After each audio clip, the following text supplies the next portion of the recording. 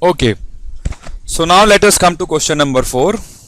Question number 4 says that concentrated nitric acid, that is concentrated HNO3, upon long standing turns yellow brown due to the formation of. Now I would say that this is a totally rote learning based question.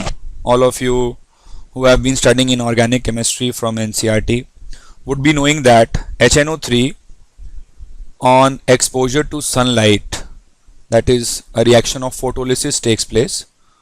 Sunlight is represented by H nu, right? These are basically your photon particles which come from the sunlight. So HNO3 on long standing on exposure to sunlight, a photolysis reaction takes place and it self decomposes into NO2 plus H2O plus O2. This is the reaction which takes place. If we want to balance it, we can do that easily. We can put a 4 over here, that gives us 4 hydrogen. We can put a 2 over here to balance the hydrogen. We can put a 4 over here to balance nitrogen.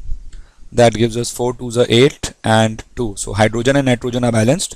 Let's check about oxygen. Oxygen is 12 on this side and 8 and 2 10 and 2 12 on this side. So this is the balanced equation, and as we all know that this NO2 is a reddish brown gas in color. So the compound, that is the concentrated solution of HNO3, turns brown due to the formation of NO2.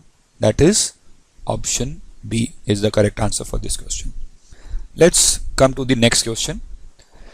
The next question is a very simple question from organic chemistry. This says the compound, we have been given 4 compounds and it asks the compound that does not, this is a very important word, does not liberate CO2 on treatment with aqueous sodium bicarbonate solution. Now we all know that sodium bicarbonate is NaHCO3, right, which in an aqueous solution dissociates to form Na plus aqueous plus HCO3 minus aqueous. Okay, now HCO3 minus aqueous, that is the bicarbonate anion, is an amphiprotic species. Amphiprotic species. What do we mean by that? That means that it can accept an H plus, it can act as an acid, and it can act as a base as well. It can both accept an H plus and it can donate an H plus as well. What happens if it accepts an H plus?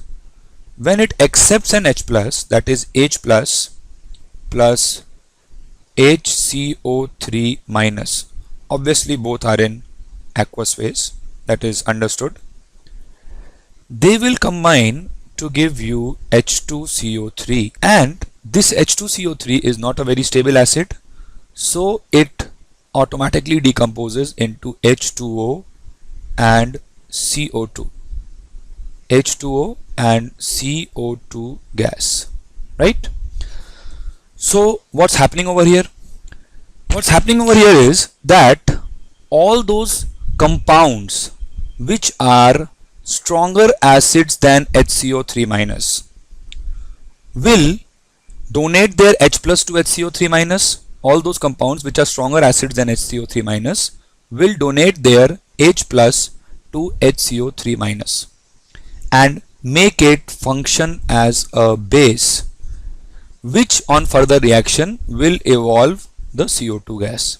This is the basic concept which is being used in this question. Okay, so the point being tested in this question is which of the compounds A, B, C and D are stronger than HCO3 minus. Now benzoic acid, as we all know, option A contains a COOH group, right? Option B, that is sulfonic acid, contains a SO3H group, and option C, that is salicylic acid, also contains a COOH group. So all these three options, that is A, B and C, will be fairly stronger acids than HCO3 minus.